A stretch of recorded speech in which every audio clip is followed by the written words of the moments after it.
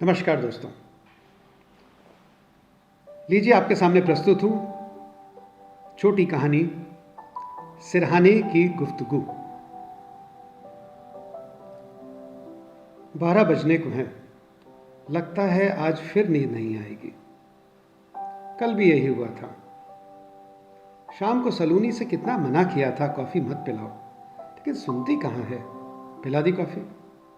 अब कैसे नींद आएगी। तंग आ गई हूं मैं इन किटी पार्टियों से। वो रितु कितना इतरा रही थी अपने इयररिंग्स पर। मेरे पति पेरिस से लाए हैं, जैसे और तो कोई पेरिस जाता ही नहीं है। ये वेंकट भी ना कुछ झक्की है। अच्छा खासा मेडिकल कंपनी जर्मनी भेज रही थी, मना कर दिया। अब जाते तो मैं चली जाती ना साथ में, मैं भी शॉपिंग कर लेती। अरसा हो गया मुझको बाहर गए हुए। बस हनीमून पे ही तो गए थे हम लोग लंदन। जब बाहर जाने की बोलो तो टाल देते हैं। जब देखो बस काम ही काम। शादी ही क्यों की मुझसे, अगर काम ही करना था तो। सामने की दीवार घड़ी ने 12 बजे के घंटे बजाना शुरू किया। टन टन की आवाज सुमेधा के दिमाग पर हथौड़े की तरह पड़ रही थी। रोज रात को नींद से लड़ाई करने का एक सिलसिला सा हो गया था। ये सामने वाले गुप्ता जी का चौकीदार देखो, आज फिर गोल हो गया। ना सीटी की आवाज आ रही है और ना ही डंडा फटकार रहा है। गुप्ता जी जब यूरोप से लौट कर आएंगे शिकायत लगाऊंगी कम वक्त की। किस बात के पैसे लेता है भला। सो रहा होगा रजाई में घुसकर। वैसे आज ठंड भी कुछ ज्यादा ही है। रामू से कहा था मोटी रजाई लगाना, लेकिन मेरी सुनता ही कहाँ है। बस वेंकट के सामने काम करता है। ये नौकर भी तनख्वाह इतनी लेते हैं, काम ढेला भर नहीं करते। कुछ बोलो तो मुंह खुल जाएगा, नौकरी छोड़ने की धमकी देता है। वेंकट ने ज्यादा ही सिर चढ़ा रखा है। डिफेंस कॉलोनी की एक आलीशान कोठी में सुमेधा दिल्ली की दिसंबर की सर्द रात में अपने बेडरूम में अकेले करवटें ले रही थी।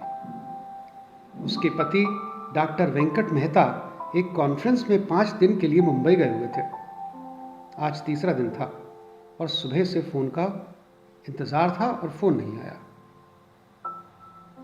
सुमेधा 10 बार फोन उठाकर देख चुकी थी कि शायद कोई मैसेज हो। 12 बजे जब उसने देखा तो वेंकट को ऑनलाइन पाया। देखो ऑनलाइन है इस वक्त भी। मुझे क्यों नहीं मैसेज कर रहे हैं। जरूर उस कलमुही मेविस जॉन से बतिया रहे होंगे। जब देखो हॉस्पिटल से फोन आते रहते हैं। सर फलाना मरीज सीरियस है, आकर देख लीजिए। मैं क्या बेवकूफ हूं, सब समझती हूँ।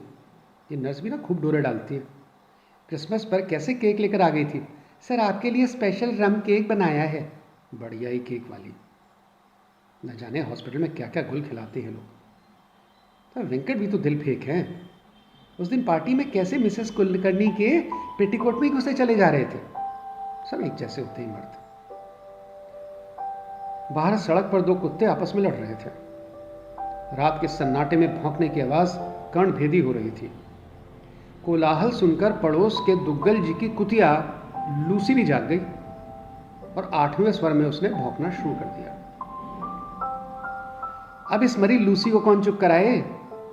दुग्गल तो दारू पीकर उल्टा सो गया होगा और मेघना टीवी में मशगूल होगी या अपने बॉयफ्रेंड रिदम से गप ठोक रही होगी।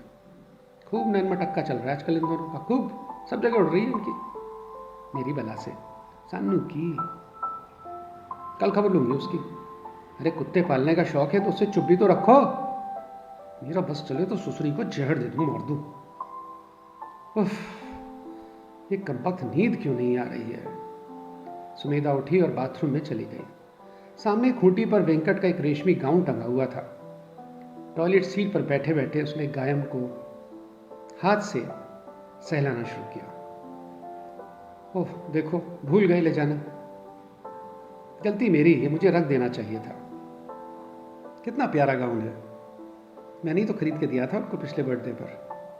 पेंटलून की सेल में सस्ता मिल गया था। सुमेधा ने बाहर आकर दवाई की पाउच में से एल्प्रेक्स की 2 गोलियां निकाली और बिना पानी के गटक गई। बिस्तर पर आकर आंख मूंद कर लेट गई। सरदर्द कुछ बेहतर सा लग रहा था, शरीर भी हल्का हो गया था, लेकिन फिर भी नींद नहीं आ रही थी। सोचा शायद गोली खा ली है, नींद आ जाएगी, लेकिन फिर से उसका ध्यान फोन पर चला गया। चेक किया तो वेंकट अभी भी ऑनलाइन थे। ये चेत गई, क्या करूं, फोन करूं, अरे गुस्सा हो जाएंगे, अरे हो तो हो, ये क्या तरीका है, मैं क्या फालतू हूं, सुबह से एक भी कॉल नहीं किया और अब देखो ना जाने किससे चैट कर रहे हैं।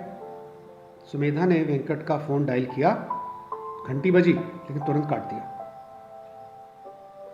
अरे मैं भी बिना बात को शक्की होती चली जा रही हूँ, कितना तो प्यार करते हैं मुझसे, अरे मैंने भी उन्हें दिया ही क्या है, शादी के 8 साल बाद भी उन्हें पिता नहीं बना सकी। ये मेरी यूट्रस में परेशानी है तो मैं क्या करूं, इलाज तो करा रही हूं, डॉक्टर टंडन भी बोलती हैं डोंट लूज होप, हो ही जाएगा। सुमेधा को रजाई में गर्मी लगी, उसके पैर जलने लगे तो उसने रजाई उठाकर फेंक दी। तभी उसके फोन ने बीप किया, देखा तो वेंकट का मैसेज था, कैसी हो जाने मन, सोई नहीं? नहीं। गुस्सा हो क्या? वेंकट ने पूछा। क्यों, कोई फर्क पड़ता है क्या? सॉरी, बहुत बिजी था। झूठ बोलते हो। सच में सुबह से टाइम नहीं मिला, कसम से जान। गुड नाइट, मुझे नींद आ रही है, सो रही थी, जगा दिया मुझे। सुमेधा चिढ़ गई। ओके, कल बात करते हैं, good night, love you, पुच्ची, Venkat ने लिखा। सुमेधा ने गुस्से में फोन काट दिया और करवट लेकर आंख बंद कर ली। कितना झूठा इंसान है ये। अनुजा ठीक कहती है, इन सब मर्दों का कोई भरोसा नहीं है। बीवी की याद तो बस एक ही चीज के लिए आती है, आई लव यू का कोई मतलब थोड़ी ना इनके लिए। परसों रात को कैसी मिन्नत कर रहे थे मेरी, झट से अपना काम निकाल लिया और पलट के सो गए। अगली बार जरा हाथ रख के तो देखें।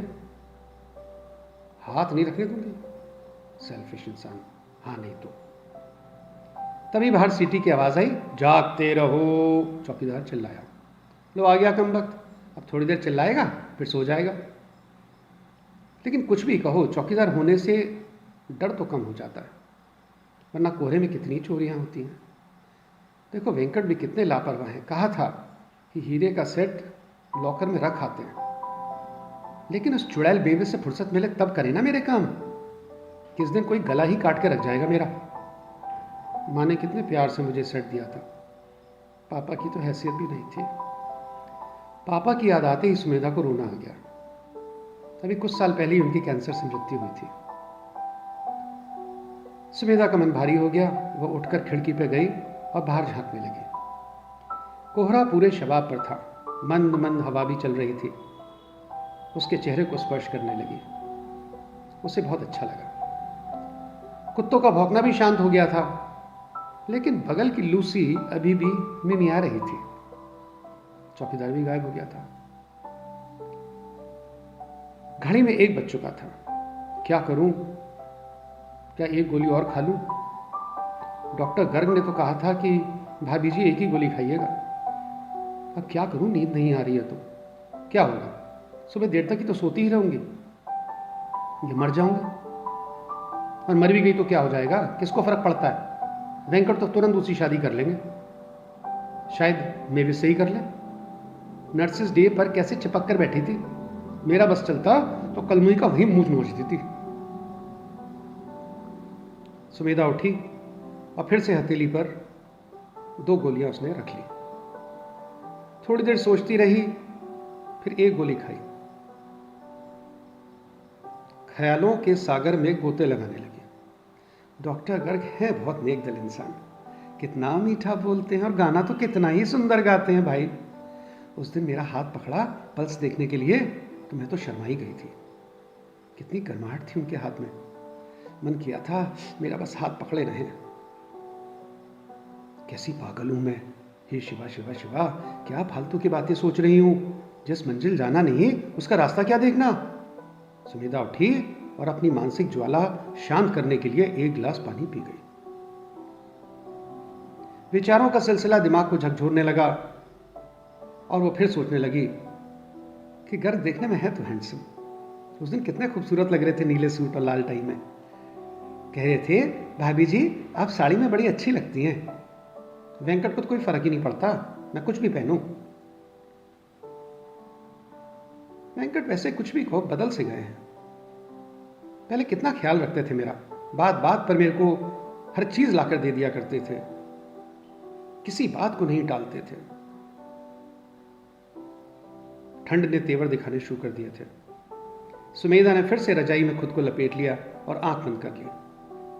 गर्मी सर्दी की ऊहापोह में उसका शरीर भटक रहा था। गुड मॉर्निंग जान, अभी तक सो रही हो? एक गर्म हाथ ने सुमेधा के गाल को बहुत लाड़ से थपथपाया। तुम कैसे यहां? सुमेधा गहरी नींद से अलसाई उठी और आंखें मलने लगी। जी हां, कितना सोती हो? वेंकट ने सुमेधा के गाल को चूमते हुए कहा। लेकिन तुम यहां कब आए? सुमेधा ने घड़ी देखी तो सुबह के 10 बज गए थे। हे भगवान, 10 बज गए और मैं सो रही हूं। कल रात मुझे लगा कि तुम मुझसे नाराज हो, बस मेरा मन नहीं लगा। मैंने सुबह 5 बजे की फ्लाइट पकड़ी और सीधा मैं दिल्ली तुम्हारे पास आ गया। वेंकट ने सुमेधा को अपनी बाहों में भर लिया। सुमेधा आधी खुली नींद में ही वेंकट के शरीर से लिपट गई, जैसे न जाने कितने साल बाद मिली हो उससे। सुनो सुनो, दरवाजा खुला है, रामू आता ही होगा। नहीं आएगा रामू, मैंने उसे बाहर भेज दिया है, 1 घंटे से पहले नहीं आएगा, वेंकट ने मुस्कुरा कर कहा। वेंकट और सुमेधा चरम की ओर अग्रसर थे, बेपनाह मोहब्बत में लीन थे। और सुमेधा यह सोच रही थी, कितना